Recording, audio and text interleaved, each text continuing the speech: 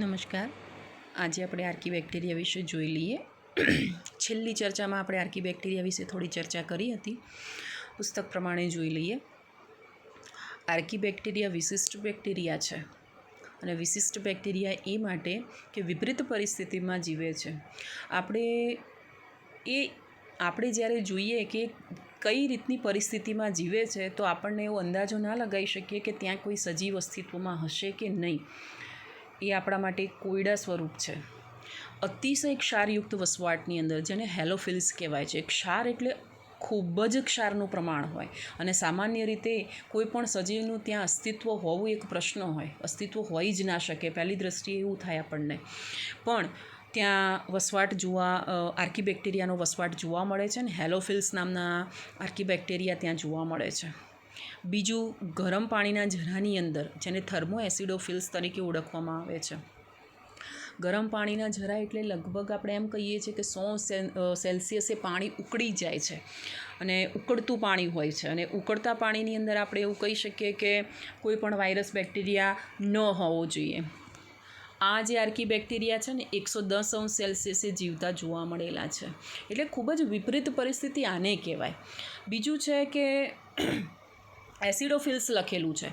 એસિડોફિલ્સ acidic અને બેઝિકતાની તમને ખ્યાલ હશે. જે આપણે પીએચ વોલ્યુમ, જે સોરેન્સન નામના વૈજ્ઞાનિકે પીએચ માપકમાં આપેલું છે, તો એ પ્રમાણે 7 આપણે તટસ્થ જે તે દ્રાવણ અથવા તો પીએચ એનું કહેવાય. તો 7થી નીચે જઈએ તો એસિડિક થાય અને 7થી વધુ જઈએ તો બેઝિક થાય. આ બેક્ટેરિયા જે છે 1 પીએચે પણ જીવંત જોવા મળે છે. એક પીએચ હોવી એટલે અતિશય એસિડિક હોવું, અતિશય હોવું કે જ્યાં એટલી પીએચે કોઈ પણ સજીવ અસ્તિત્વમાં ના હોઈ શકે. 1 પીએચની અંદર આ બેક્ટેરિયા આપણને જીવંત પરિસ્થિતિમાં જોવા મળે છે. કર્ણભૂમિ, મિથેનોજેન્સ એને કહીશું કે ગાય, ભેંસ, આપણે જે પશુપાલનનો વ્યવસાય છે એની અંદર બાયોગેસ એક પ્લાન્ટ હોય છે ને બાયોગેસના કૂવાની અંદર આ બેક્ટેરિયા બહુ સારી પરિસ્થિતિમાં જીવતા જોવા મળેલા છે. સખત કુદરતી નિવાસ સ્થાનોમાં જોવા મળે છે. આમની કોષ દિવાલ જે છે અલગ જ પ્રકારની છે. આર્કીબેક્ટેરિયા અન્ય બેક્ટેરિયા કરતાં જુદા પડે છે કારણ કે એક તો વિપરીત પરિસ્થિતિમાં જીવે છે, બીજું કોષ દિવાલ પણ એમની જુદા પ્રકારની છે અને એ બીજા બેક્ટેરિયાથી જુદા પડતા હોય એનું આપણને સાબિતી આપે છે. ગાય અને ભેંસ જેવા કેટલાક ચરતા પ્રાણીઓની અંદર પણ એમની પાચન નળીની અંદર મિથેનોજેન્સ હાજર છે અને આ પ્રાણીઓના છાણમાંથી મિથેનના ઉત્પાદન માટે જવાબદાર છે. હવે જુઓ, આ ધ્યાન રાખજો, મિથેનોજેન્સ જે છે એ ગાય ભેંસની અંદર એના પાચન માર્ગની અંદર જીવંત જોવા મળે છે અને એના થકી આપણે બાયોગેસ પ્રાપ્ત કરી શકીએ છીએ. યુ બેક્ટેરિયામાં આવી જઈએ હવે. યુ બેક્ટેરિયા એટલે સાચો બેક્ટેરિયા, સત્ય બેક્ટેરિયા. હજારોની સંખ્યામાં હોય છે. સખત કોષ દિવાલની હાજરી, સખત કોષ દિવાલ છે. અને જો ચલિત હોય તો કશાની હાજરી? મોટા ફ્લેઝેલમની હાજરી. તેમને વર્ગીકૃત કરવામાં આવે છે. સાયનોબેક્ટેરિયા, જેને નીલહરિત લીલ તરીકે પણ આપણે ઓળખી શકીએ. લીલી વનસ્પતિ જેવું હરિત દ્રવ્ય એટલે ક્લોરોફિલ એ ધરાવે છે. પ્રકાશ સંશ્લેષી સ્વયંપોષીઓ તરીકે જાણીતા છે. સાયનોબેક્ટેરિયા એકકોષીય હોઈ શકે, વસાહતી પણ હોઈ શકે, તંતુમય પણ હોઈ શકે. જલજ એટલે કે ખારા પાણીમાં પણ રહે અને મીઠા પાણીમાં પણ રહે. મરાઇન વોટરમાં પણ હોય અને ફ્રેશ વોટરમાં પણ હોય. સ્થલજ લીલ છે. વસાહતોની ફરતે સામાન્ય રીતે જિલેટિનનું આવરણ હોય છે. ઘણીવાર પ્રદૂષિત પાણીમાં જથ્થા સ્વરૂપે બ્લૂમ્સમાં અસ્તિત્વમાં હોય છે. તેમાંના કેટલાક સજીવો વાતાવરણમાંથી નાઇટ્રોજનનું સ્થાપન કરવા માટે જવાબદાર છે અને વિશિષ્ટ પ્રકારના કોષ ધરાવે છે જેને અભિકોષ તરીકે, હિટ્રોસિસ્ટ તરીકે ઓળખવામાં આવે છે. આની નીચે અંડરલાઇન કરી દેજો.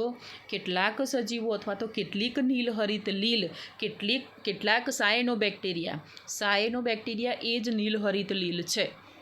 તો કેટલાક સજીવો વાતાવરણમાંથી નાઇટ્રોજનનું સ્થાપન કરવા માટે વિશિષ્ટ પ્રકારના કોષ ધરાવે છે જેને અભિકોષ તરીકે ઓળખવામાં આવે છે. અને દાખલા તરીકે નોસ્ટોક, આ જે આકૃતિ છે અથવા તો આપણે પહેલાંના વિડીયોમાં જે દોરેલી હતી એ નોસ્ટોક છે. અને એના બીના અભિકોષ એટલે આ જે પર્પલ કલરનું આપણને દર્શાવેલું છે અભિકોષ છે. આ કોષ જે છે વાતાવરણનો નાઇટ્રોજન જમીનમાં સ્થાપિત કરી આપે છે. બરાબર. જો નાઇટ્રોજન જે છે એનું પ્રમાણ હવામાં 70% કરતાં પણ લગભગ 78% જેટલું પ્રમાણ જે છે એ નાઇટ્રોજનનું છે.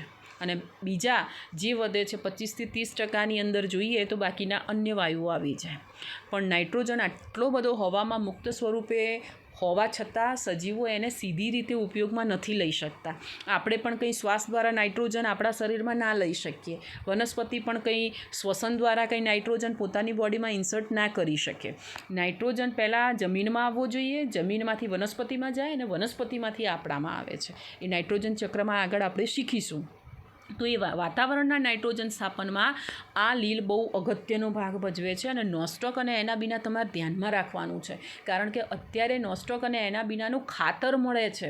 જેમ આપણે નાઇટ્રોજન માટે યુરિયા ખાતર વાપરીએ છીએ, જે એ યુરિયાના ઓપ્શનમાં અત્યારે આનું ખાતર ઉપલબ્ધ થયેલું છે, જે બહુ સારી બાબત કહેવાય છે. કારણ કે યુરિયા જો વધુ પડતું જમીનની અંદર જાય ને તો એ જમીનનું પ્રદૂષણ, પાણીનું પ્રદૂષણ અને કેટલીક વખત પાકને નુકસાન થવાની પણ આપણને ભય રહેતો હોય છે.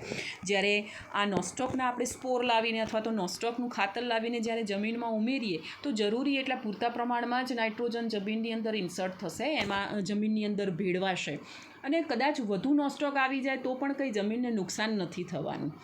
બરાબર. તો આની અંદર ખૂબ જ આનો ઉપયોગ થાય છે નાઇટ્રોજન સ્થાપન માટે. અને આનો કોષ એવી રીતે વિકસિત થયેલો છે કે વાતાવરણના નાઇટ્રોજનને જમીનમાં સ્થાપન કરી આપે છે. તો એના બીના અને નોસ્ટોકે માટે ખૂબ જ વપરાય છે. અને એની અંદર અભિકોષ અથવા તો હિટ્રોસિસ્ટ નામની રચના જે છે જવાબદાર છે, ધ્યાનમાં રાખીશું આપણે. રસાયણ સંશ્લેષી સ્વયંપોષી પણ બેક્ટેરિયા છે. આ પ્રકાશ સંશ્લેષી આપણે જોયા. હવે જોઈએ છે રસાયણ સંશ્લેષી. રસાયણ સંશ્લેષી એટલે કોઈ પણ રાસાયણિક પ્રક્રિયા થતી હોય અને રાસાયણિક પ્રક્રિયામાંથી જે પણ ઉર્જા ઉત્સર્જિત થતી હોય અથવા તો એ પ્રક્રિયાની અંદરથી જ પોતાનો જીવન નિર્વાહ ચલાવતો હોય જે પણ બેક્ટેરિયા, એને રસાયણ સંશ્લેષી બેક્ટેરિયા કહીશું. અને એમાં વિવિધ અકાર્બનિક પદાર્થો જેવા કે નાઇટ્રેટ છે, નાઇટ્રાઇટ છે અને એમોનિયાનું ઓક્સિડેશન કરે છે. અને મુક્ત શક્તિનો ઉપયોગ તે એટીપીના ઉત્પાદન માટે કરે છે. તેઓ નાઇટ્રોજન, ફોસ્ફરસ, લોહ અને સલ્ફર જેવા પોષક દ્રવ્યોના પુનઃચક્રીયકરણમાં મહત્ત્વનો ભાગ ભજવે છે. ડીનાઇટ્રીફાઈંગ બેક્ટેરિયા જેને કહીએ છીએ. ડીનાઇટ્રીફાઈંગ બેક્ટેરિયા એટલે જો એક થોડુંક સમજાવી દઉં, બાકી નાઇટ્રોજન ચક્ર આપણે જોવાનું જ છે આગળના ચેપ્ટરોમાં. જો હાલ મેં તમને કહ્યું કે નાઇટ્રોજન ક્યાં હોય, તો કે વાતાવરણમાં. વાતાવરણનો નાઇટ્રોજન પહેલાં ક્યાં આવવો જોઈએ, તો કે જમીનમાં આવવો જોઈએ. જમીનમાંથી પછી ક્યાં જવો જોઈએ, તો વનસ્પતિ સૃષ્ટિમાં અથવા તો વનસ્પતિના પેશીઓમાં જવો જોઈએ.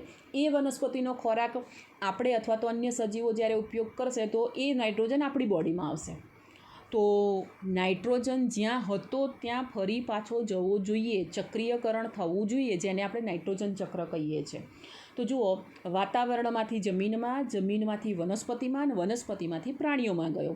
તો ફરી પાછો ક્યારે વાતાવરણમાં જશે, તો જ્યારે વનસ્પતિનું મૃત્યુ થશે અથવા તો વનસ્પતિના કોઈ પણ સડતા કાર્બનિક પદાર્થ છે એ જ્યારે જમીનમાં સડશે. એ સિવાય આપણા મૃતદેહ જે હોય છે, આપણે મૃત્યુ પામીએ ત્યારે આપણો મૃતદેહ અથવા તો આપણા ઉત્સર્ગ પદાર્થો જ્યારે જમીનમાં ભળે એટલે આ બેક્ટેરિયા જે છે એ નાઇટ્રોજનને છૂટો પાડી આપે છે. આપણા ઉત્સર્ગ દ્રવ્યોમાંથી, સડતા કાર્બનિક પદાર્થમાંથી આ જે રસાયણ સંશ્લેષી બેક્ટેરિયા છે એ નાઇટ્રોજનને મુક્ત કરી દેશે અને વાતાવરણમાં પાછો આપી દેશે. બરાબર. તો આ રીતે ચક્રો ચાલતા હોય છે. તો એમાં અહીંયા જે તમને 3-4 ચક્રો કયા છે, તો નાઇટ્રોજન ચક્રમાં, પછી આવી જ રીતે ફોસ્ફરસ ચક્ર ચાલે છે, આવી જ રીતે લોહ ચક્ર ચાલે છે. લોહ એટલે Fe અને સલ્ફર એટલે S, જેને આપણે સંજ્ઞા આપીએ છીએ સલ્ફર ચક્ર. તો જો આ બેક્ટેરિયા ના હોય તો આવું ચક્રીયકરણ શક્ય ના બને. એટલે એ માટે બહુ અગત્યના સજીવો છે. ત્રીજો એક પ્રકાર છે વિષમપોષી કે પરપોષી બેક્ટેરિયા છે. કુદરતમાં ખૂબ જ વધારે પ્રમાણમાં જોવા મળે છે. મોટે ભાગે મહત્ત્વના વિઘટકો તરીકે, ડીકમ્પોઝર તરીકે કામ કરે છે. જો વિઘટકો જે છે ને નિવસન તંત્રમાં આવે છે. 10મા ધોરણમાં થોડુંક તમારે આવ્યું હશે નિવસન તંત્ર. પિરામિડ આપણે દોરતા હતા અને પિરામિડની નીચે લીલી વનસ્પતિ લખતા હતા. પછી તૃણાહારી, માંસાહારી, ઉચ્ચ કક્ષાનો માંસાહારી, મિશ્રાહારીઓ, આવું બધું આપણે દોરતા હતા. પણ ક્યાંય વિઘટકોનું સ્થાન પિરામિડમાં નહોતું સ્થાપિત કરેલું. બરાબર. પણ વિઘટકો જે છે આમ જોવા જઈએ તો ટોપ ઉપર આવે, કારણ કે જ્યારે પણ આ સજીવો મૃત પામે ત્યારે એમના જે પોષક આ બધા તત્વો છે, ખનિજો છે એ જમીનમાં પાછા ભેળવવાનું કામ કરે છે, એટલે એને ડીકમ્પોઝર કહેવાય છે, વિઘટકો કહેવાય છે. તેમાંના કેટલાક મનુષ્યની ક્રિયાવિધિ ઉપર પણ નોંધપાત્ર અસર પહોંચાડે છે. તેઓ દૂધમાંથી દહીં બનાવવા માટે, દૂધમાંથી દહીં જે બને છે એમાં લેક્ટોબેસિલસ જવાબદાર છે. પ્રતિજૈવિક દ્રવ્યો બનાવવા માટે, એન્ટીબાયોટિક બનાવવા માટેના ઉત્પાદનમાં પણ કામ આવે છે. સિમ્બીકુળની વનસ્પતિની અંદર, જો સિમ્બીકુળ કોને કહેવાય?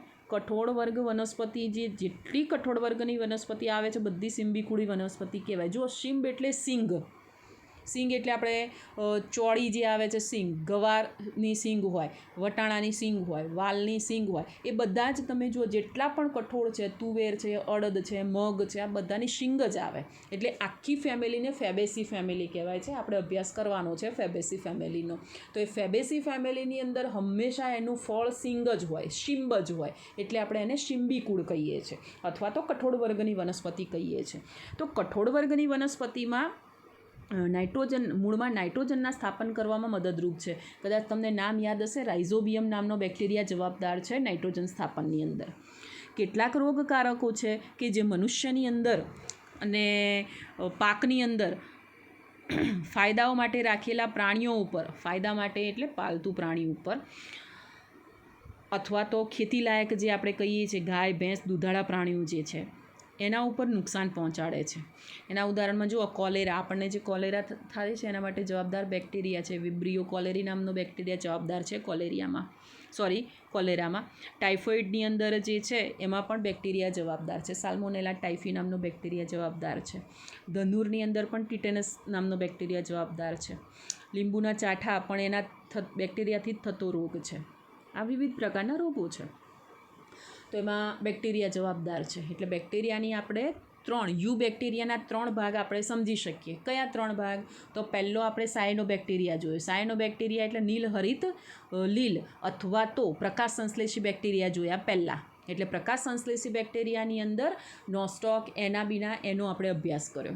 બીજા આવ્યા રસાયણ સંશ્લેષી બેક્ટેરિયા. રસાયણ સંશ્લેષી એટલે ડીનાઇટ્રીફાઈંગ બેક્ટેરિયા, નાઇટ્રોસોમોનાસ આવે, એમાં સ્યુડોમોનાસ આવે, એ બધા આવે છે, અને રસાયણ સંશ્લેષી બેક્ટેરિયા કહેવાય. ત્રીજા જે જોયા આપણે વિષમપોષી અથવા તો જે પરપોષી કહીએ છીએ એ બેક્ટેરિયા જોયા.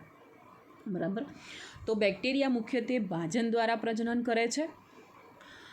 ક્યારેક પ્રતિકૂળ પરિસ્થિતિમાં તેમના બીજાણુઓ ઉત્પન્ન કરે છે. તેઓ એક બેક્ટેરિયામાંથી બીજા બેક્ટેરિયામાં પ્રાથમિક પ્રકારના ડીએનએની આપલે દ્વારા લિંગી પ્રજનન પણ કરે છે. જો એને આપણે સંયુગ્મન કહીશું. આમ તો લિંગી પ્રજનન સમજવું હોય તો પાછું તમને એમ પ્રશ્ન થશે કે એમાં નરજન્યુ કેમ ના બન્યો, માદાજન્યુ કેમ ના બન્યો. એવું કશું ના હોય. જો બેક્ટેરિયા પોતે યુનિસેલ્યુલર છે. યુનિસેલ્યુલર એટલે એક કોષીય એ રચના છે.